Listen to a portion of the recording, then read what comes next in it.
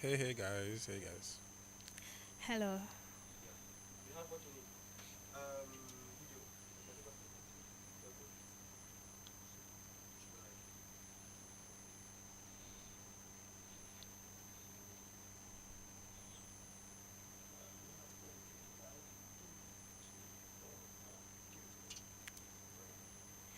Hello, nerds. Welcome to our first session for the FTLD Zero Academy. I hope you're all pumped. I hope you're all ready. I hope you're with your pens and paper because Leadership and Administration by Paul Udah is ready to give you all the details that you need. And before we go on, I would just like to tell you a little something about Paul Udah because we selected only the best for you. So Poluda is a Rwanda-based Nigerian leadership educator, consultant, an impact-driven project manager, a speaker, and an author. He studied human resource management and project management at the Taraba Business School. He also has his certifications in leadership from the prestigious More Leadership Academy, Guardian of the Nation International Leadership Center, and the African Leadership University ALU. As you all know, the Leadership Masterclass, he is the host, and that is a workshop which is geared towards raising and equipping the young towards excellent leadership by means of trainings, amongst others. He is also the convener of Long Leaders Summit, which is a convergence of young and aspiring leaders from diverse walks of life. Now, that is not all about Paul Uda. He is also the CEO of the Paul Leadership firm, the Paul Uda Leadership Firm, which is an organization that is focused on raising a breed of balanced leaders. One more thing, he is the other author of a book he titled You, the Starting Point to Global Leadership. And this book has been able to pull the attention of young people and brands through self discovery, development, and impact. Now you can agree with me that Paul Uda is the best person to speak to all of us about leadership and administration. Paul Uda, how are you doing today? I am super pumped, fueled, and ready to dispense. Okay. Thank you so much. Meanwhile, I must add that this is a lovely place that Gospel Akman has built, Yeah. and I love what you guys are doing here. It is beauty all the way. Thank you so much for having me here. Thank you. Yeah. Thank you so much. We're so happy to have you here. And yes, the concave is that place you should Mm. be for all you have to do from your studio work. But let's not go into that today. Okay, so Paul, how would you define effective leadership? Mm. Being sincere, there are various definitions to give for effective leadership. Mm-hmm. But then, permit me to take a little detour. The subject of discourse is leadership and administration, Yes. and so I want to give a definition that is dependent on those two. Okay. There is this myth that people have, thinking that leadership and administration are the same thing, and that has for decades affected how people understand leadership. When we are able to separate these two entities as separate entities, it gives you the balance in perspective with which to come and approach leadership. So, um, in that context, I would define effective leadership as, you guys are going to be writing a lot. It's going to be a lot, so you've got to write. So I would define effective leadership. Again, it is effective because it has a combo of both leadership and administration. That's what makes it effective. Is it possible for someone to be completely an effective leader? Yes. But is it possible for you to be an effective leader and still fail at administration? Yes. But well, what I'm going to give now is to give you perspective, a balanced perspective, what I would want to call the ideal. So I define effective leadership as the ability, keyword ability. You can write that down. Keyword ability, the ability for an individual to harness and coordinate both human and material resources. I'll take it again. It is the ability for an individual to harness and coordinate both human and material resources by the means of inspiration to obtain a specific and common goal. I'll say it again. Effective leadership is the ability for an individual, first word ability, for an individual to both harness and coordinate both human and material resources by the means of inspiration to obtain a specific and common goal. These definitions, pieces of information, are necessary to obtaining effective leadership. Why am I saying so? There is first ability. The next word is harnessing. The next word is coordinating. The next word is human and material resources. These are the materials and resources that a leader has at his disposal. The next one would be inspiration, the means of inspiration. And then the next one, which is the sixth one, I guess, would be specific and common goal. These things pieced together are the things that would give an individual accurate results in leadership. This is why I call it effective. There are many leaders, there can be many leaders, but there may not be too many leaders who are how do I put it? There are leaders who are, you can have plenty leaders, but very few who are effective. For a thing to be effective, it means that it has worked, and has worked on a balanced scale. Nothing wanting, nothing lacking, nothing losing, right? And so that's why I say that it is what it is. I don't know if you have time to explain why those factors. For instance, if you notice, I mentioned ability. It is impossible for anybody to say that he would lead. What it means to lead is to inspire. What it means to lead is to take the frontiers, is to take charge. It's impossible to do that losing confidence or awareness in the fact that you have an ability. Your leadership loses efficacy. It loses effectivity or effectiveness the moment you assume that you do not have what it takes to change the dynamics of your life, your family. So the discourse we're having today is broadening around personal life, organizational growth, and nation building. So it is impossible to think you can begin to do something that inspires others when you think you don't have the ability. Everybody God has built, designed. He has scripted with them things that are abilities, tools that comes with them for the enhancement of any dream that you have desired. Right? The next is harnessing. Why am I stressing this? I'm stressing this because I don't want to leave anybody in a loop that you don't understand what I'm saying. So harnessing is another word for refining. When an individual beyond having the ability to lead has what I would define as harnessing, the ability to refine, you notice that, remember we said that the resources at the disposal of any leader are people first, and then material resources. So it will be difficult to work with people and not help them to refine them from raw state to finished state. The best of any individual is in their finished state. Leadership will not be effective when an individual who says he is leader, for instance, maybe the lowest form of leadership, positional leadership, for instance, and you have a team of 10 people or 5 people or even 1 or even 2, and you are not able to say that this is how this person came to me now, but this is what they are 3 months after. You have refined them. You have processed raw material into finished products that can now be consumable, right? This is what harnessing means. And then I don't want to stress you too much with details, but then you have the aspect of the third thing now is human coordinate. Coordination right now is what we call administration.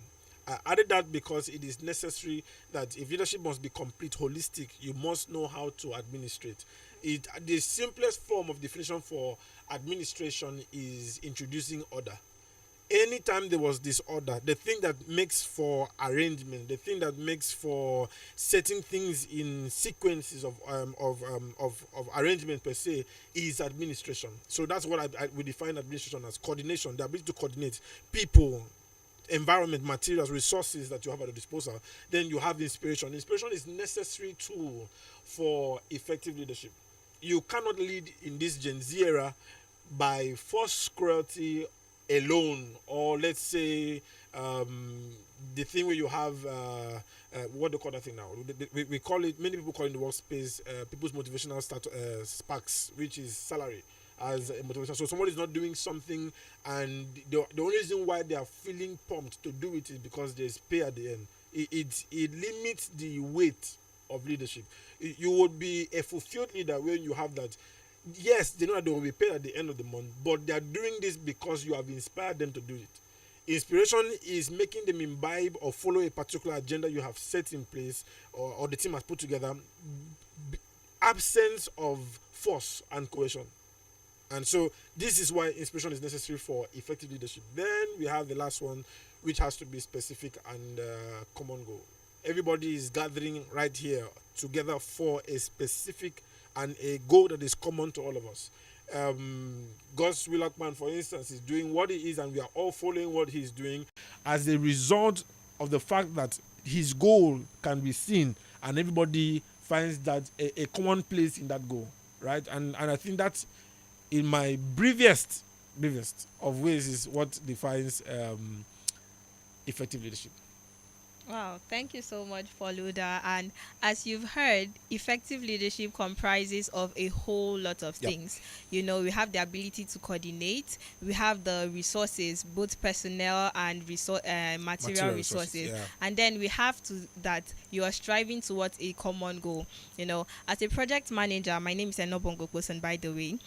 Most people think that in an organization, it is the role of the project leader to carry everybody along. But then we are trying to bring this as the first course in our soft skills training to show you all that even as a graphic designer, even as a community manager, even as a web developer, you can lead yourself first, and then you put in the work to make sure that whatever you're doing, you're able to carry everybody along, you know, so that way the common goal, the specific goal, the purpose of that organization or the project that is being worked on can be successful. So please pay attention, because we have a whole lot packed for you even in these brief hours. And Poluda, you know, with Poluda Leadership Firm, he's open to your questions, he's open to anything that you would want to get from him. So my next question today is, we have heard what effective leadership is all about, right? But now, what are the key qualities of a successful leader? I would want to go off the book. I don't want to follow the normal trajectory. What are the attributes you say that makes for successful leadership? Yes. We will begin with an individual's ability. Many times when we mention or speak about leadership, there are many who are fast moving towards trying to gather people, trying to see what they can do for others. I think as much as that is very iconic, it is necessary that it begins with you. Sometime I was doing a particular study on self-leadership, and I came across a story that was written about Mahatma Gandhi.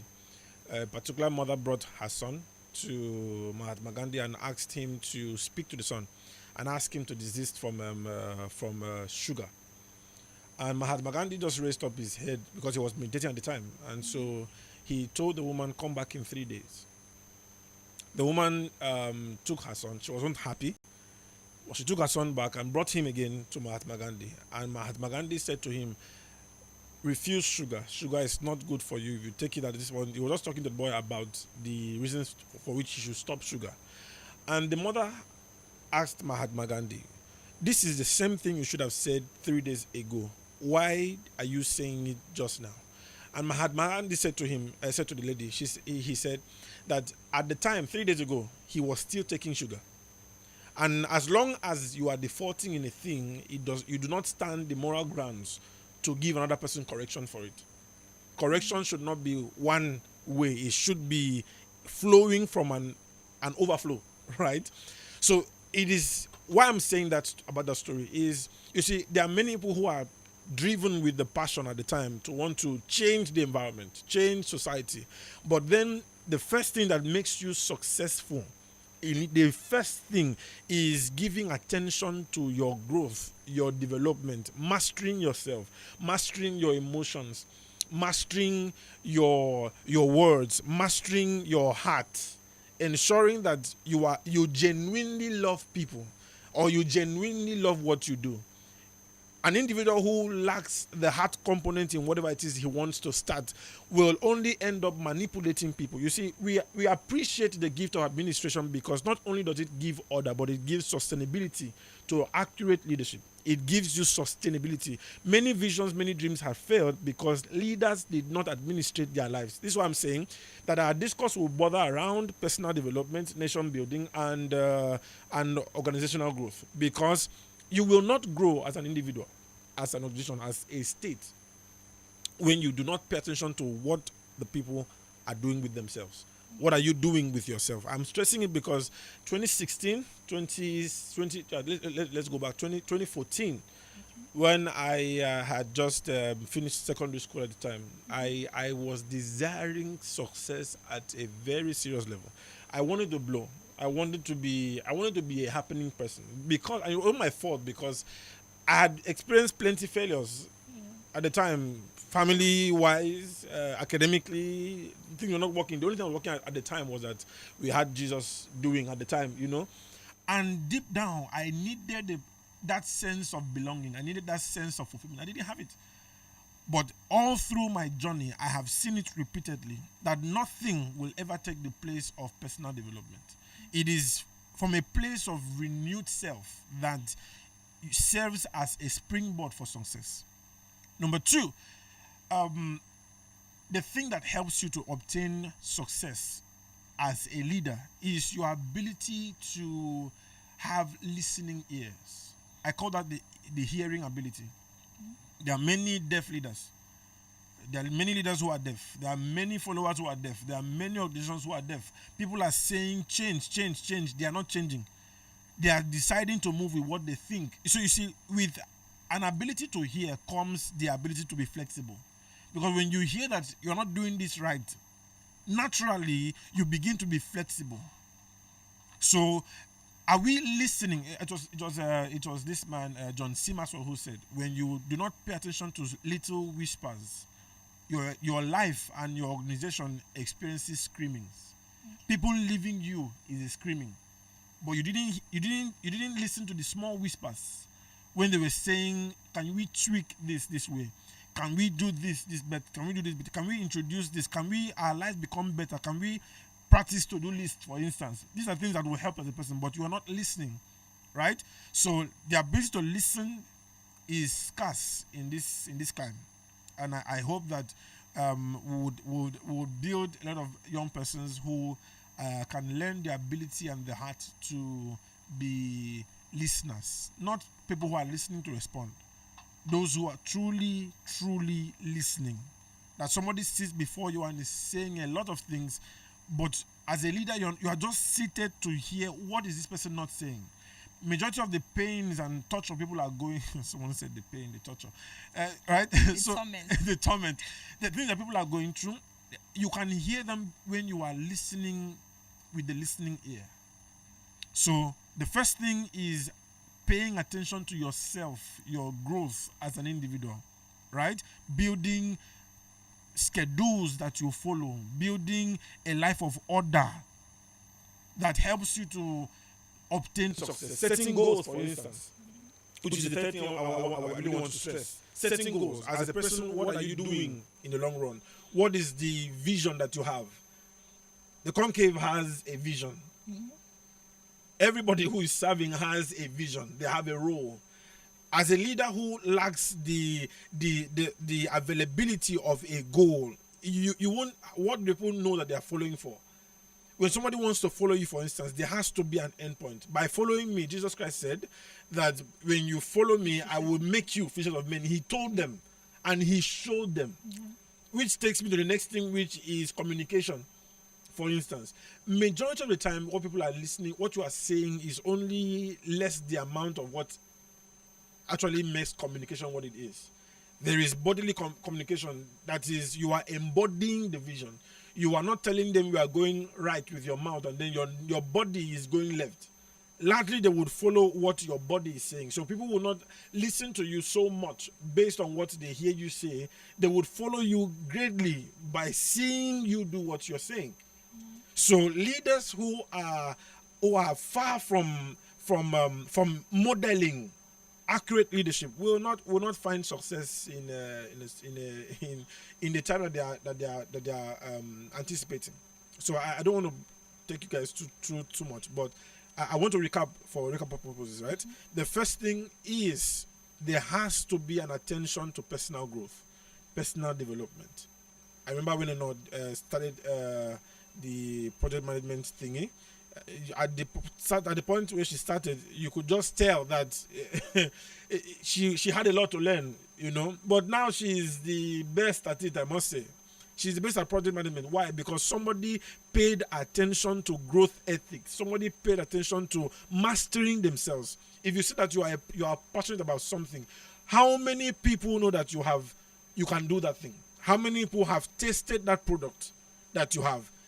How many people can attest to the fact that you have mastered that product that you are doing? And that's the thing. You have to give so much attention towards developing yourself. Against all odds, you must pay attention to building yourself. And so that we're not shouting, build yourself. I'm asking you, what are you listening to? What are you reading? What are you feeling in your mind? What are you saying? What you are saying has a lot to do with how your life will turn out. So what are you saying? What are you giving attention to? What are you giving your eyes to? What are your eyes seeing? Even the Bible says, as you see, we behold. As we behold, we become it. So what are you seeing? The next thing would be communication. Right? What are you communicating? Many people would say that you should use visual aids just to ensure everybody understands what you are saying. So in this context, I would say to many people who want to become successful in leadership, I would say to you, let's talk more action. Beyond saying every day, I love you guys are doing well, you guys are the most important part of this organization, begin to show it. Let's talk more actions, right? Thank you very much. Wow. I had already told you all that you have a whole lot to learn. And Paul Udah doesn't just, like he said, he doesn't just talk, he does. So he's a talk and do leadership personnel, right? So the three qualities that he has pointed out, first of all, is the desire to develop oneself. That is personal development. The second thing he told us today is that you have to have the ability to communicate properly, not just communicate, but communicate properly. So talk and do. And then the third thing that he said is that you should have goals for yourself. So those three qualities and you're good to go as a leader, and you would be successful in your leadership. The success, success is relative. And so if we are saying to you, if this were a session where somebody was asking and somebody was asking this, I would ask them a lot of questions. Okay. Because you see, success is relative. For somebody who wants to be successful in leadership, there are lots of things to do, right? But for want of time, we can only give those three. Yeah, I know, can give you the rest of them, so that you actually obtain success in accordance to what it is that you're doing. For instance, we mentioned goal setting. There are many people who are used to the SMART acronym for goal setting. SMART, specific, measurable, attainable, realistic goals, and time bound. But based on further study, I've identified that it is not enough to be smart in setting goals. You must be the smartest at setting goals. So you have smartest. For instance, specific, measurable, attainable, realistic, time-bound, and the E stands for economically viable. Okay. For instance, when you are setting goals, you need to Nigeria is not smiling at anybody. Whatever goals you want to set, it has to be a goal that gives you directly or indirectly resources as per Buba, as per money, as per resource finances. So if I am developing myself, if the goal is to develop myself, by all means, I know that when I develop my leadership capital, it makes me the ideal. People begin to want my services. So my development is not bereft of my finances as an individual. So that's why I'm saying it. You need to factor in your economic state as a person. You are balanced, like I taught at the Growth Masterclass. You are balanced when you have impact, you have income, and you have influence. These three factors are the things that measure your success rate. There was a time where I lacked all three. Now I can tell you that I have almost 2.5, because it is necessary for you to have all three. This is the thing that gives you success as per stability. So economically viable stands for the E. The S is spiritually sensitive. There was a time, despite this pursuit for success thing I've been always having for a long time, there was a time where my pastor had to ensure, Pastor Ezekiel Atang had to ensure that I spent years developing this capacity that I have now, building it, understanding clarity of purpose, setting the goals in 2018, and according to the spiritual timings, it was a time to stay and invest into myself. Because I didn't want to start out and, for instance, I'm begging around for platforms. I'm begging around for based on what I'm doing, right? I have volunteered for sure, but what I'm doing would require lots of platforms, lots of things. But I wasn't designed in my growth process to begin to invite me for 5 minutes. I'll do one or two things for you. Give me this for 5. That's not how. So because of that, the nature of my call and assignment and purpose, I needed to sit under that spiritual time, because there is spiritual timing. There is timing for everything. There is timing that tells you this is the time to go out. That's so 2020 March or so. My pastor called and told me it's time. It's time. It's just what he kept saying on the call. It's time. Start it now. And we are in COVID, for Christ's sake. What are you expecting to start? But he said it's time. It's time to launch out. That God had told him it's time. And then we started. So you need to set goals and understand the timing. The timing may not favor you at the time to start this big initiative. So because the timing is not convenient, what are the small steps you can take so you begin to administrate? You begin to say, okay, because we don't have all the resources that we require for this time, let us work on this. So this is why your goals must be spiritually sensitive. Many times you will not have the resources that is required for your vision, but the Spirit says start. I hope we permit Spirit. Okay, for those of us who are listening who are not same faith, I am a Christian, and so I have to tell you what has worked for me and how best it can work for you as a person. So the last is T, meaning you should identify trends. Only fools ignore trends. Trends are attraction centers. You have two options. You can either create the trend or you can join the trend. This is not negatively now. You need to find out what are the things people are paying attention to at the moment. How can you tweak what you are doing to feature in that trend such that you find relevance? A person who is constantly relevant in and out of season is the person who has studied and observed trends. For instance, as generations evolve, there will always be need for people who will train others in finding purpose. As generations transcend, there will always be need for people who are leadership capital developers. So, because you are working with people, this part, I say safely that an AI cannot do it. An AI cannot effectively mentor you. Why? Except they are able to encrypt empathy into AI. Yeah, emotions. Because what is required for mentorship, for instance, is beyond know-how. There is understanding of timing. To say launch, there's a time to say come back. There's a time for accountability. And AI cannot effectively do that and tell you in 2 years start this, in 2 years. So you need to either, so I'm saying relevant in and out of season, as long as they are startups, which they will be. People like us will still be relevant. So understand that you should find out trends and things that will never lose relevance and work on them. This way, you have mastered not only being smart, you have mastered being the smartest. If you are able to do this dedicatively for a long period of time, you would have obtained massive result and success. Yeah. Okay. So you heard all that he has said, and when he was speaking, he mentioned the fact that when I started project management, there are a lot of things that I didn't know then, because as at that time I was in my 200 level. But then one of the key things that he says are qualities of a successful leader, even though, remember, success is imperative, but he said that one of the things you should be able to do is to develop yourself.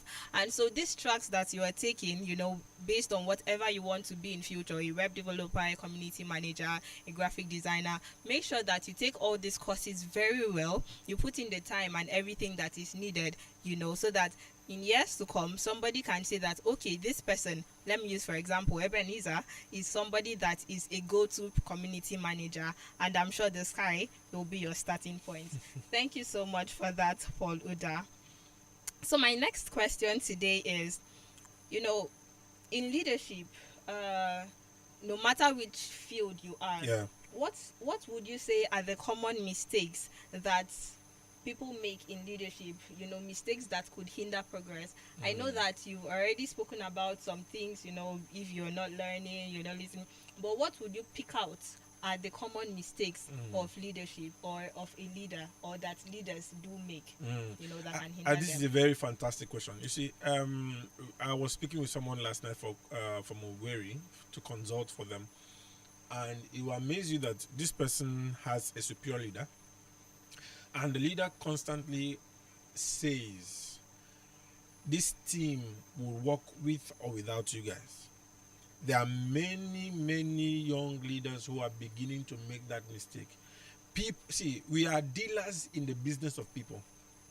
Leadership works because people are working, not material things. No, the 60% of what we deal with as leaders are people-centric. A leader who is not people-oriented will mess it up completely. You cannot address people, for instance, and say this work will feature with or without you. No. Even when God was creating the earth, he did some part and left the other part for men. So it is. He said he made the garden and placed man to tend to it. It is never possible to do a thing alone.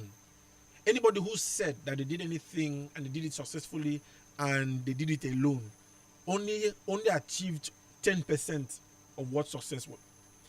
The fullness of success is seen in collaborative efforts, seen in everybody having a sense of belonging. That I'm here because this work, my skill is necessary for this work. I'm here because my leader has given me a sense of belonging.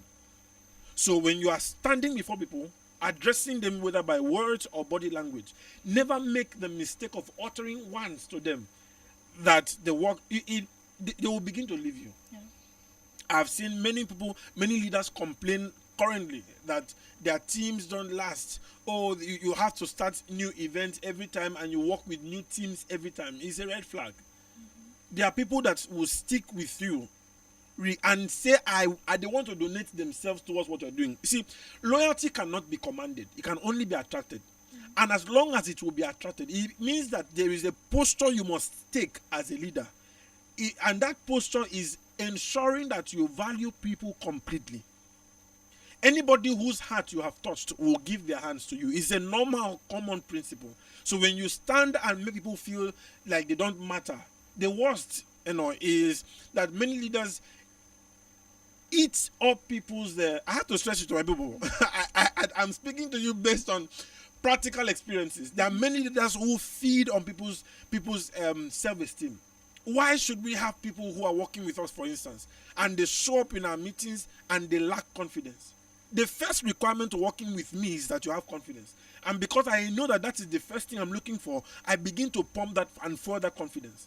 Why we work with people, for instance, and they're not even sure they're giving you their best? No, this is one of the reasons why I'm saying this sincerely from my heart, why I appreciate the conclave. I mean, everybody that is here on the team is completely giving their best, and I'm a very observant person. I sit and I observe, and nobody here is giving below their best. Why? Because somebody, beyond every other thing, somebody fuels their morale. Somebody lets them see that this work fails the moment you stop. And if we are able to, as leaders, fix these key things, I'm certain that we won't lose people. I sat in a hall where we had the governor of Zamfara State, His Excellency Dauda Lawal, and he was speaking largely. They were all making discussions, and 80% of discussions that we had were centered on loyalty.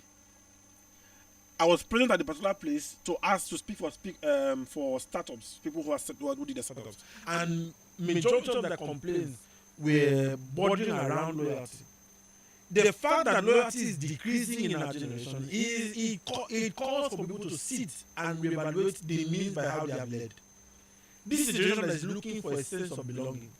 This is a generation that is looking for how do I matter? Oh my goodness. I have worked with somebody who just sent a text. He sent a video, if I'm being sincere. He sent a video yesterday. And we didn't have a website. They poured that leadership firm. I think I was waiting for the right time. But this is somebody who has gone through the hurdles of learning this skill, creating a website, for instance, and he's designing a website for us. He's currently 60% almost done with the website. Surprised me yesterday and said, "You have been a blessing to my life, and so this is my contribution." When we talk about leadership, many times, many people just think that your results will be given. You will have results based on transactions. So give me this, and I will give you this. No, the best of results you have as a leader is result that came from a place of transformation, that you were a contributory factor to somebody's growth and development, one way or the other. The only way that they will pay you in return is to serve you in their terms. And when they're serving you at their terms, thank you for them in their terms. Maybe a house, maybe imagine that somebody can cook. This lady favor, she cooks, for instance. I go to eat, I agree to pay, but she refuses to collect the money. She is saying thank you. I pray that we have leaders who see results that transcend transactions. I deeply do pray. So, just to give you a nutshell, right? I beg us, dear leaders, do your best to avoid the mistake of making people feel that they're not necessary for the task. If they're not necessary, you shouldn't have even said what you're doing. Number two, to ensure that nobody stays under your leadership and loses their self-esteem or self-worth. Self-worth is difficult to build. It is easy to tear down. Society is lambasting people constantly. Everybody wakes up with the voices of "I'm not enough." It is improper, wrong for us as leaders to have people come to us with different background challenges and you add more to it. No. I was at the place one time and the leader was giving caution to a particular lady for doing something wrongly. Let me paraphrase, for instance. She was asked to draw a line and she drew the line wrongly. And somebody as a leader, whose name, because of God, I will not mention on this podcast, he said some nasty things about the lady and said, "No wonder your father has not made it." No, how did we leave textbook, for instance, and go towards somebody's father? That is a leader who will lose people. He will never. So if you want to be successful at leadership, I believe that you should be people-oriented, because when you work with the people, they will walk the walk for you. The last counsel I want to give is, as much as I sound very people-oriented, you must not avoid the place of paying attention to task, managing task, which is what administration is. Handling task, handling projects, handling the goal. If you are good as a leader, by good I mean that people love you, and you have not helped them to obtain a result, they will genuinely leave you. They will lovingly leave you because they love their destinies much more and their productivity is much more than being where there is no productivity. So John Simmons says that first being positional leadership, the second being leadership by relationships, the next will be leadership that is by results. So if there is no result present in your growth or in the organization, people will say the leader is not growing. What result have you added to yourself as a person? So you see, when you have grown effectively as a leader, when you have grown yourself, 4 things happen. You become the ideal. People come to you because they've seen that you have a measure of results. The next thing is that you begin to inspire them. Right? So imagine that you have lacked this factor. You will not be able to produce results. And so followership will be small. So you want to have the ability to manage tasks, delegation, thereabout will be helpful for you as well as a leader. Yeah. I don't want to talk too much so that Passion is carrying away. Passion is carrying. No, because we selected the best person for you, and he has already summarized all those things. So watch out for breaking people's confidence or self-esteem, Yeah. losing focus on time or task management, and then telling people that they matter. work, they Yeah. don't matter. So look out for those mistakes. So even if you are a web developer and you're working on a task, you're a leader in that sphere. So make sure that whoever is working with you feels like, okay, this person is creating an impact. And most importantly, be sure to prove and produce results. So just before you go to the next question, I think there are many people who I think want to address those of you who may be watching this, who are thinking that this is looking leader. You see, when we speak about leadership, we're not tying it to one niche. Governance, I've always said, is one out of many niches to focus on in leadership. If you are a developer, as she said, a web developer, if you're somebody who handles communities, you're someone who is a project manager, if you're someone who, as long as you are an individual, it is your God-given assignment and design destiny that you lead. It will not be good that you've existed on the earth for 2 decades, 3 decades, 4 decades, 5 decades, and you have not led. It doesn't have to be with leading people all the time, like someone like me who does. Handling a project, handling a task, handling whatever field it is that you are currently championing, right? You can be the leader in that space. Whether you are in Shell, you are in oil and gas, be the leader there. The fact that you are deciding to ensure that everything works under your watch and nothing fails within your leadership time or after you is the key that you are a leader. So you really, really value what we're saying if you think from that perspective, right? Yeah. Yes. Thank you so much. Thank you so much for breaking down that point, because we have people from different tracks, because this is a training session. Yeah. So we decided to start with leadership to ensure that even as they are going in, very soon we will be calling for class reps. Even as they are going in your track as a web developer, in your track as a graphic designer, you're able to come out, you're able to show up, and you're able to show off. Yeah, please show off. Okay, so thank you very much for those key words that you've been able to point out, Udah. And my next question is, before I go to this one, how can leaders inspire? And you've talked about inspiration previously, but how can leaders inspire and motivate their teams to achieve ambitious goals? Ambitious goals. That is amazing. Usually what you hear is how do you inspire people to obtain goals, but now we are hearing ambitious goals. And it is the truth of life that everybody at some point in their life has an ambitious goal. Nothing is wrong with that. Nothing is absolutely wrong with that. But you see, as the one who is the leader right now, let's categorize what ambitious is. It is you, so that you don't make people feel down, because I've been in that spot where we draw up a massive plan, a massive goal, and told everybody you are going to obtain it, and the goal in truth was not realistic. So for the sake of context, it is possible that your goal can be ambitious and realistic. Otherwise, when people fail on task, they blame it on themselves, and then their self-worth goes down.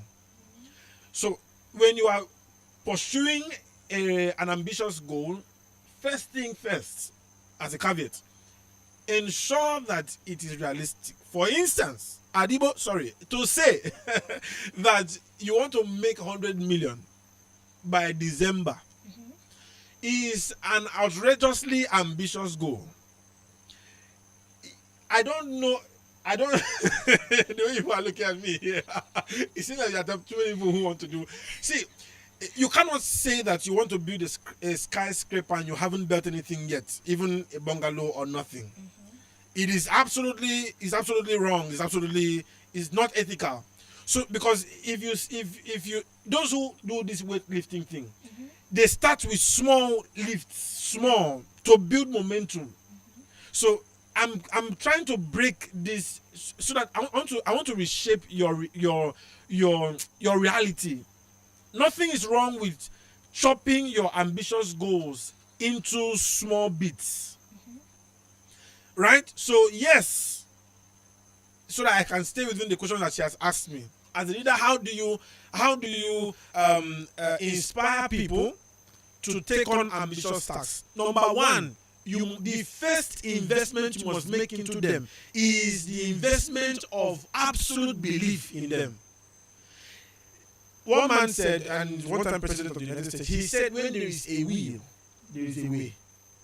The will, see, when you believe in someone and make them see that you believe in them whether or not they fail.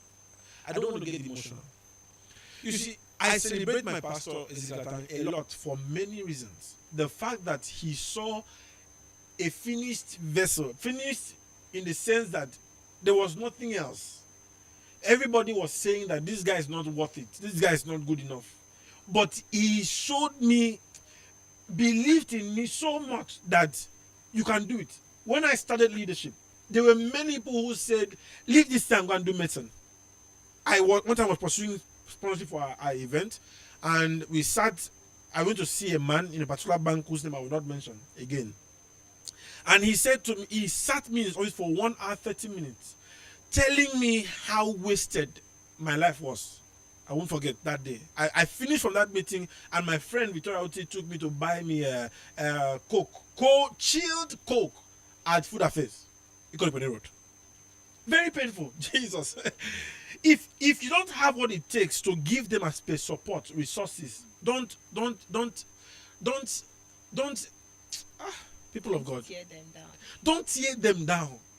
Everybody begins a project first in the realm of the mind. And when you cannot help to fuel that mind, and your work is to sit as a leader and tear it down, criticize 1,000 times why it can't be done, you have killed it. Our job as leaders is to inspire. Make people see that in the moment and times where your energy is not sufficient, take my belief in you as a commodity to start with. That you cannot fail. Even if you failed, remove your back from the ground. Everybody has... Paul, do not be emotional. So the first thing to do is to make the investment of belief. Make the investment of belief. I'll say it again. Make the investment of belief in people. That I see that your goal is ambitious. I see that you don't have what it takes in your now to obtain that goal. But I believe that one day you will take it. When you do that, oh my goodness, a small David will take down Goliath. Did you see that David was able to beat down Goliath because somebody believed in him enough to have given him that chance? When God was going to approach any man, the first thing he did to that man was show the man that regardless of his time, his present time, he had resident within him what was required to win the fight. Gideon, a man that was frail, hiding, running away, you called him thou mighty man of valor. What kind of sarcastic thing is that? But he fueled the man's vision. He fueled him, and the man did much stuff. For instance, Joshua, the first counsel God gave him, be thou strong and of good courage. Then somebody brings an ambitious thing to you, for instance, a leader, and you sit down and the first thing you do is to criticize. No. Don't tear it down. There is a place for educated criticism. Asking these questions. But if I always say, sometimes don't criticize. Don't criticize. Just ask relevant questions and guide. Don't say it can't be done. It can't be done on whose ability? Your ability or God's ability? So the first thing to do is to invest the resource of belief in them. Anybody will leap over a mountain when they see that somebody believes in them. It's one of the reasons why sons are drawn to their mothers. Mothers will support you completely. Oh dear. So the first thing to do is support. Support them emotionally. Let there be a belief in them. The next thing to do to inspire is beyond talking, be involved. There are many people who do delegate and sleep. No. Yes, you have inspired me by the good words you've said. You have shown me a place where I belong. on this team, but can you be involved in it? An unexpected call of how are you doing? What's this? What's the progress going for this? What is the plan? What where do you have difficulties? How can I step in? Simple things like that. There are many people who would, I mean, will go to far-fetched things. I am not a person that is. I'm not a man of love. I'm not a person who will take you to things that are not you can't work with. No, these are the things you can work with right now. Investing belief in somebody, showing them that you are involved with them. Whether the going gets good or it gets bad, I'm involved. You are calling to find out what's the track rate of this. What is this? What is our current standing? Where do I come in? To ensure that you are involved in that thing. The next is to understand what are these people's motivational language. Somebody one time said that a woman's motivational language, a language that you can speak that motivates her, is quality time. I don't think there's any woman who would hear a man say, every time you call him, he's busy, does not text you. He's someone that has lost you already. So in order to inspire people, you want to understand what is this person's love language. Everybody has different love language. For instance, there are people on the team who just a pat on the back would go 10 times much more for them than giving them resources. I've worked people like that. The guy who wanted to design it, I told him, can I give you stipend? He said, don't even do it. Will I say no? I said, Jesus, thank you. So it is important. You have to understand what is this person's language of appreciation. For somebody else, giving them fair to say, take this and go is a huge thing. For another person, recommendation. The moment you study people, see, leaders, you see, this is why genuinely many leaders are not good at administration, because our attention many times is to too much study of people, understanding what makes this person that person, understanding what puts this person in their best of state. You understand what I'm saying now? For instance, there's somebody in my team who loves gifts. Don't give her money. Money is not the gift thing. Just show up, surprise her with a necklace. Oh my goodness, she would go far for you than you thought.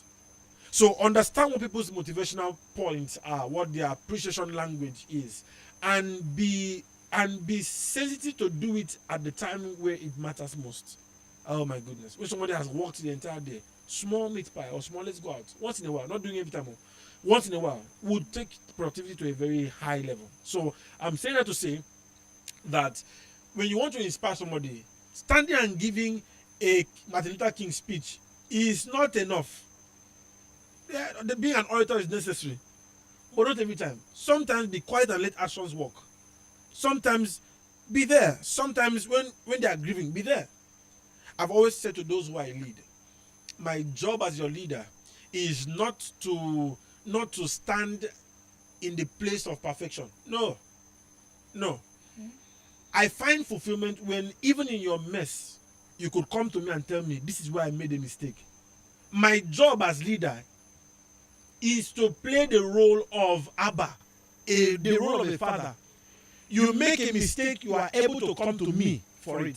To say, I made a mistake in this point, I don't push you away. If I have to push you away, what then is my right and glory as leader?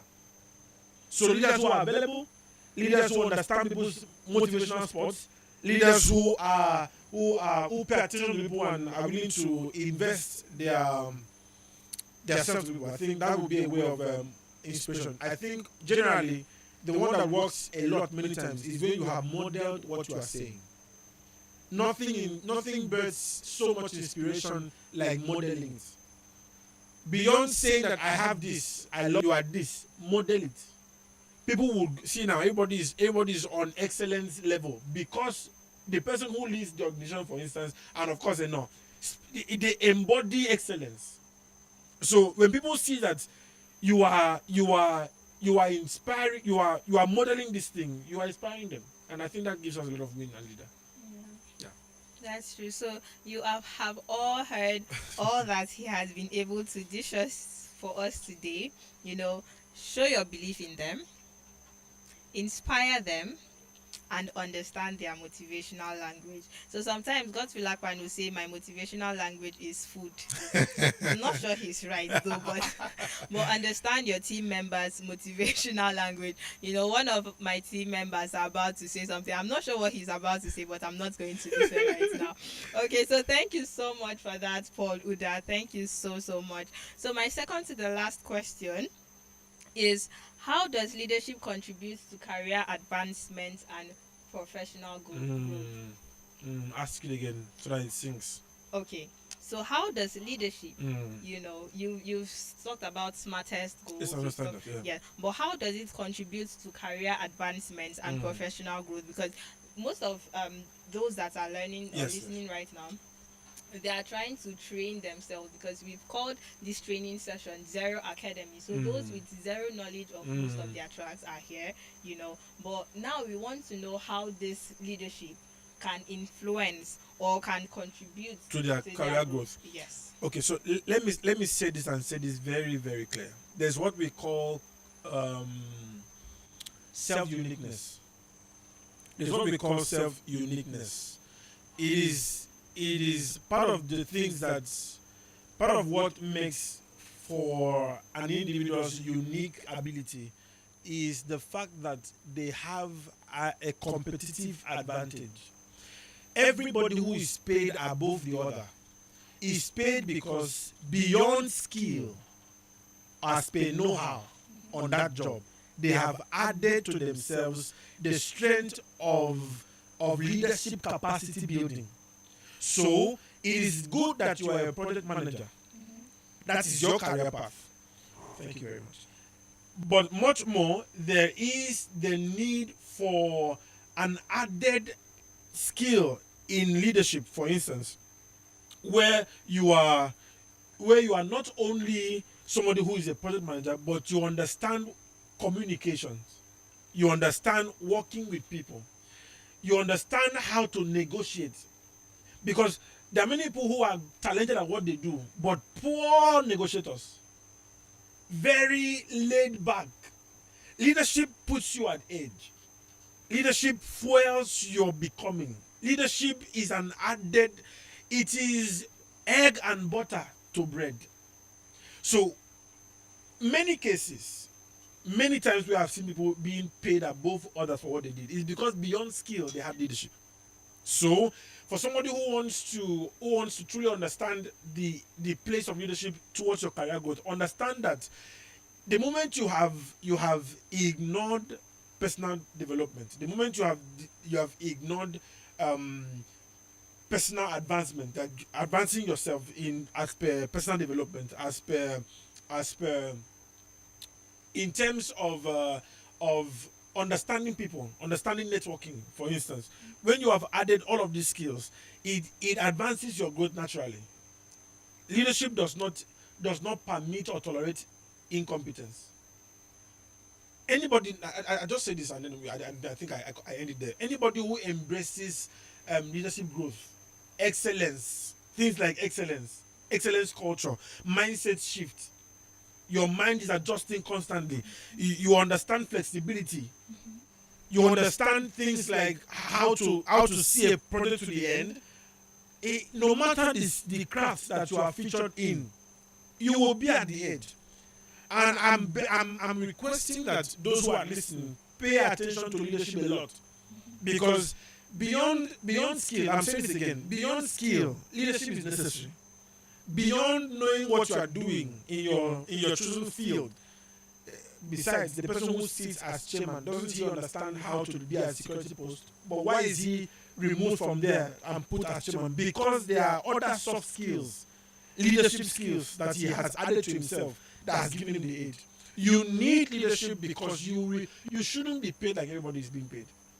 Your place as per you are valuable streams from the place where you have mastered leadership.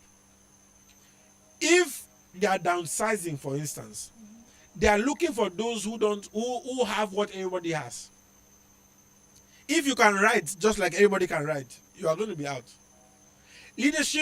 Leading in that space that you are now is that you are refusing to deliver just what is normal.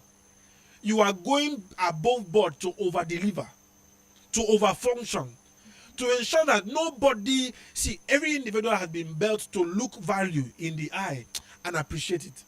If you are not being appreciated enough to the level at which, just a matter of time.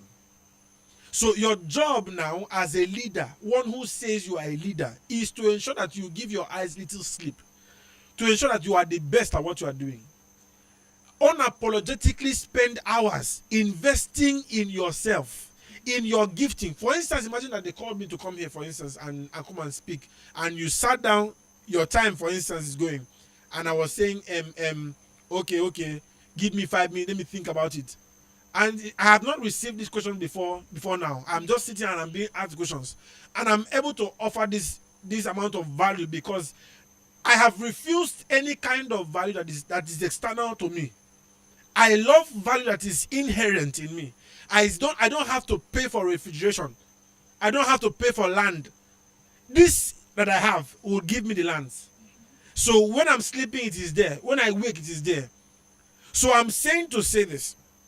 Your job right now, as much as learning and developing this skill is necessary that you're learning, be it front-end developing, back-end developing, web design, whatever it is, website design, anything you're doing, ensure that beyond that skill that you have added to yourself other soft skills. Like you should be, they said you can't leave him because at least he knows how to negotiate. Who would they say to negotiate for the company's advantage? Everybody keeps those around them who they are certain will give them advantage. The way you are right now, can you beat your chest right now and say that you are giving to your organization or giving to your friends or giving to your family an advantage? If you can't answer that right now, it means you must begin to pay attention to leadership. Knowing how to master yourself. See, leadership teaches you to hold your tongue when you are angry. Leadership teaches you to hold your emotion. When you are so happy, you overpromise, and the company runs down. Okay. This is leadership. You are so happy. All of you take ice cream and meat pie. That ice cream and meat pie, now I'm very sure it's very expensive, and the company only made 20,000 on that day. You are spending 20,000 as profit for the company on appreciating people. Nothing wrong with it, but you were not emotionally sound. So leadership helps you to tame your emotions. It helps you to put your emotions in check.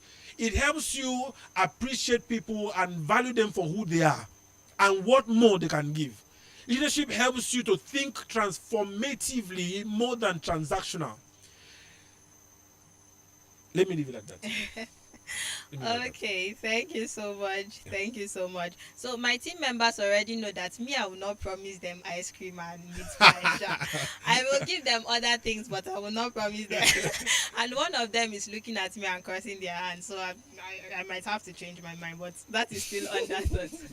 But then we have heard a lot today. So first of all, have a culture of excellence. Yes. Then have an ability to fine-tune your mind, so that whatever you are doing, you are looking at it from the right point of view, and you're not just acting based on emotions. Yeah. For instance, when we are talking on the matter of perspective, the aspect of mind and mental adjustment is necessary for my generation because we have built a lot of rigidity with perspectives. There is nobody who grows consistently by embracing one mindset. Now you are seeing 6, tomorrow it may be 9. Our realities may change, may differ. Perspectives may change, may differ. You will not be relevant when your mindset is archaic, for instance. For somebody who is in the career space, you should know that knowledge is progressive. And so when you have learned what you've learned in times past, and people have come to book you for what you've done, when they're coming again, the natural tendency is an unspoken rule, but everybody's looking for freshness. You must build a perspective that is willing to learn and relearn constantly. This is the thing that makes me earn a lot from what I do. Tonight, I have a session again. By 8, I have another session again. And it will amaze you to know that I'm teaching relatively the same topics, but guess what? My points will not be the same because it's called for grounding. You approach a known topic from an unknown perspective. This flavor that you add to what you do keeps you at edge. Your mindset must first embrace it. Again, with mindset, you can only lead in an environment where you know more than those who are there. So that you read yesterday does not pass for you not to read today. That you studied yesterday is not enough credence for you not to study today. The thing that makes us leaders and makes us leaders on the edge is that we are constantly learning, understanding trends, understanding where perspectives may change, and then we tweak it to ensure that productivity is obtained. Which is why leadership is required as an individual level, organizational level, and nation building level, national level, with the objective of productivity. Whatever we are doing as individuals that does not end at productivity should not be done, should not be continued.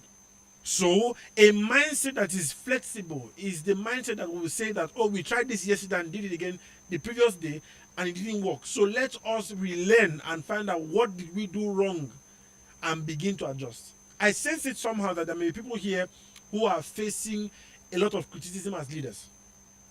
One of the times, and I'm just breaking to respond to what I sense it a lot, that there are people here who are listening who may be facing a lot of criticism, and many leaders who don't know how to give criticism. For those who are those who have been criticized, I want to say as leaders, the first thing to do is not to throw away criticism. Do not throw away the baby and the bathwater.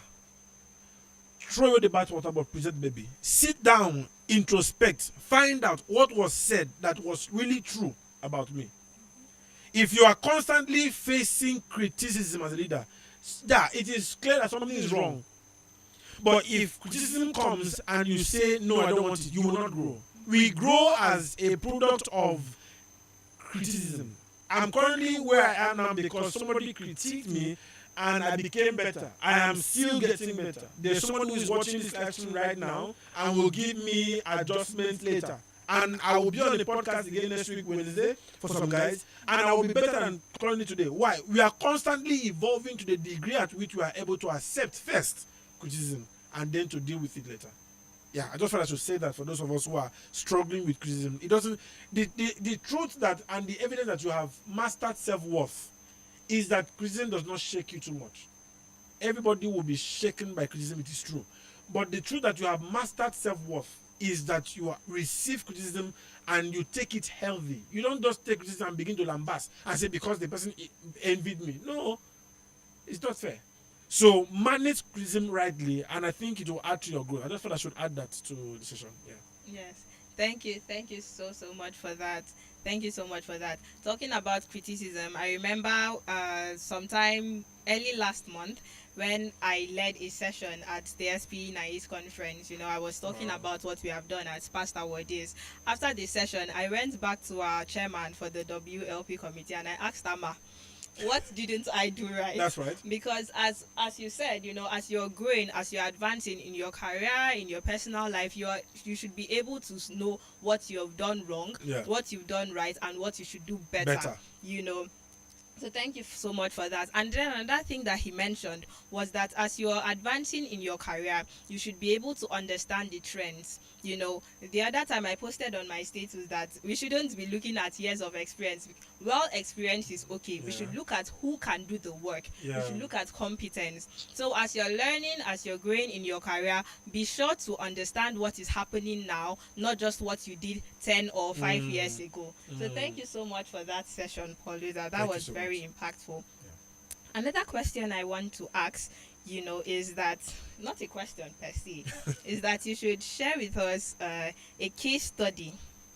You're digging deep now, you're digging personal.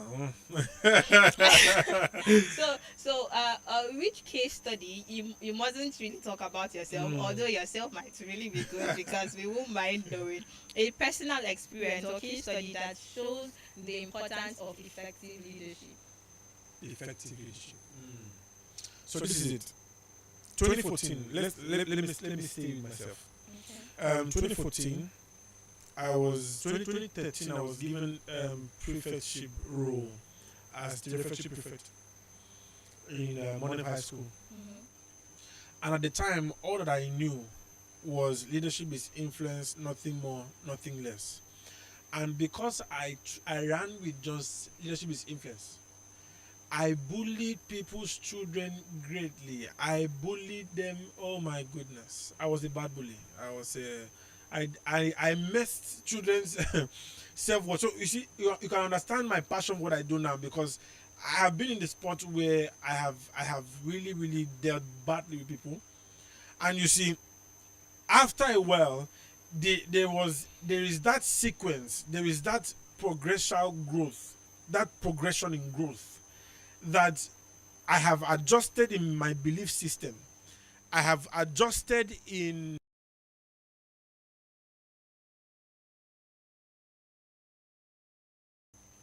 and it has evolved into effective leadership. Why am I saying it is now effective? It is now effective because the result years back is not the result now. The thing that tells that you have, the thing that tells that you have been effective is the result. Someone once said that result is the answer of all insult. The fact that you have been able to produce results. So, for someone who wants to tell if they have been effective, is what has been your result before versus now. How do you change the results that you have in the before to the point where the result that you're having in the now becomes a result that is commensurate with your input? Is the fact that you sit out time to re-edit. So I'm saying this to say that the times where I led before, where team members wanted to leave, where team members were complaining too much, that this guy is too salty. One time, I asked somebody to go to a meeting before me and just raise my name in the meeting. And the people said, if not that he was the leader of this people, will not be doing what he's saying. He told me this is what they said. That from that day, 2018, I changed my leadership style completely. So now I'm not, I don't want to sound proud, but people are looking for how to work with me. People love it when, I mean, if I open my phone, I'll show you session. We just finished 10 tours across secondary schools, 10 secondary schools that touched about 1,158 young people, and we had a team of 10 persons. And almost all of them have sent me notes to say thank you for being on the team. That was not the result before. Before they will leave you in the midst of the division. So it is important that I tell you this because so you see that I'm coming from a practical place. I'm coming from a very, very practical place that, hey, I have led wrongly before. I have led, I mean, you come to the meeting and people are just looking for the one person in the team who always has the right ideas. What is my place as leader? Why am I not here as leader? Why am I not, what am I doing? What am I here for? So I had to go and study, to go and restudy, to go and learn. How does leadership work? How do you win on both ends? Without killing somebody else on the team, just so that you can shine. But how do you make everybody shine together? And that was the spark. That was the thing that changed everything for me. So you want to receive effective leadership, change how you do things. Only a fool does the same thing every time and expects a different result. You're not receiving loyalty. You're not receiving rewards for being a leader. Something is wrong. When people are happy, they reward you. It's the normal part of life. So your job is to ensure that you are changing and re-editing your behavioral patterns, your belief systems, submitting to mentorship. That was the key change in my life. Mentorship. People that will say you can take challenges to and say this is what I did, this is what the result is. They'll tell you tweak it here, tweak it here. Mentorship played a very key role, and I deeply do hope that that those who are students in this cohort will really, really, really pay attention to leadership. It becomes the game changer for anybody. I mean, years back I desired plenty things that I currently have now, but I received them now because of leadership, and it was the key changer. Yeah. Wow, thank you so much for that, Udah. So before we go today, because I know that our viewers have notes already. I want to believe 5 pages of their notes are full by now, because mine is full and I'm just taking down key points, so I can imagine what they have taken down already. So while they go back and study all these things, can you give us, because most times it is okay for us to learn from what have already happened, Yeah. So people that you can say have been successful leaders, at least to some extent of successful, Okay, that's you know, beautiful. Successful leaders who have made significant impact on their careers and in organization or Okay. generally. Okay, so I'll run quickly because I know we are out of time. Um, the first thing I want to say is I will be the people I'm about to mention now are people whose you would see it when you study them, right? Dear viewers, when you study them, you would see that they came from absolute nothing. When I was about to begin this journey, one of the assignments my pastor gave to me at that time was go and study 10 men who have made it. Go and study 8 men who have failed. So if you are looking for names, I can give it to you because I studied them. These are people who had absolute nothing, yet they sprung from grassroots to where they currently are. I'm saying that to say, regardless of wherever it is that you are now, you can become the person that you are desiring to be in the future. The first is the man I call Dr. Miles Monroe of blessed memory. He was raised, I think he grew up in a family of 10. They shared only one room apartment, and his background, his challenges regardless, he refused to allow his circumstances define who he is or what potentials God had given to him.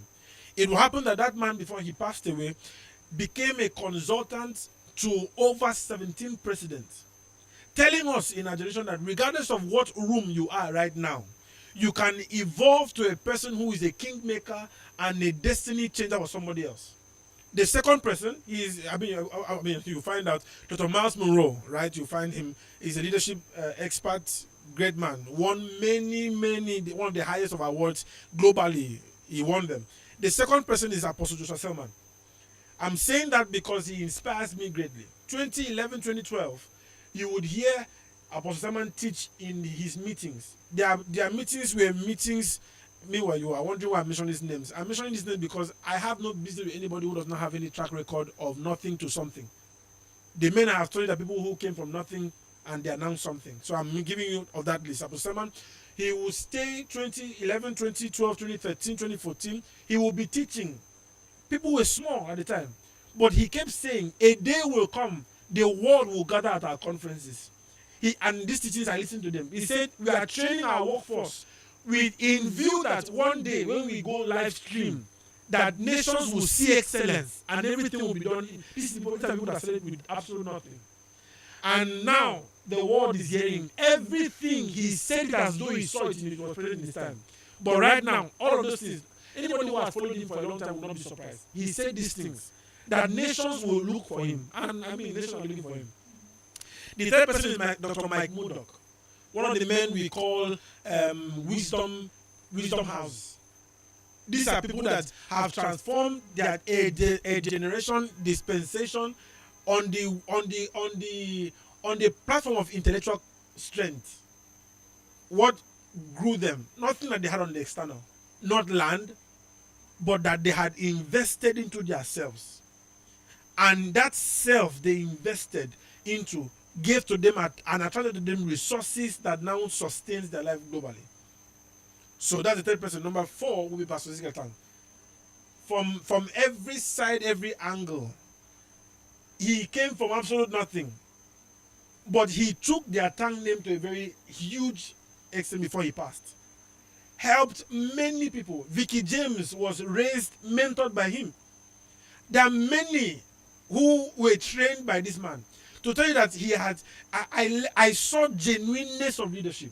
That a man can be genuinely interested in somebody's life beyond himself. Leadership that was not self-egoistic, self-driven, but seeking to make each person that he met better. The next person will be Saetim Bokiyang of the Writers Mental Network. That man has been a blessing to my. I'm not mentioning names that people think I'll mention. That man has been a blessing to my life. I'm mentioning people that have been a blessing to my life. Right? Has been a huge blessing to my life. People who would do things and you are surprised. You are shocked at why. These are models that we want to model.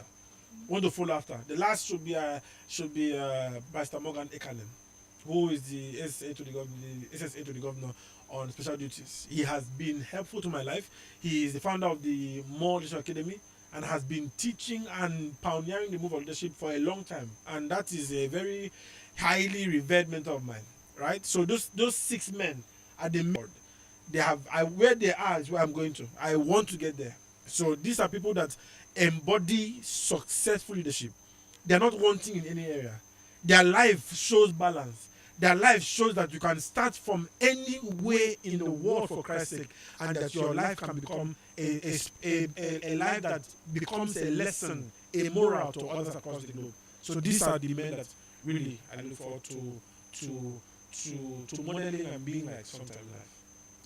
Thank you so much for that, Paul Udah. And I think he forgot a name, and it's fine because we are looking at her from a future perspective. We're not Bongo person, but that is fine. That is a topic for another Oh yes, day. oh yes. Okay, so thank you so much for that, Paul Udah. And I'm sure you have all copied your notes. And you're not just going to stop there, you're also going to go and read, you're going to do your research, and we hope that in coming years you will be mentioned as some of the successful leaders. And we are looking forward to that at FTLD Zero Academy. So do have a lovely day. Come back next week, same time next week. We will be having another inspiring and educative session. Thank you all so much and have a lovely day.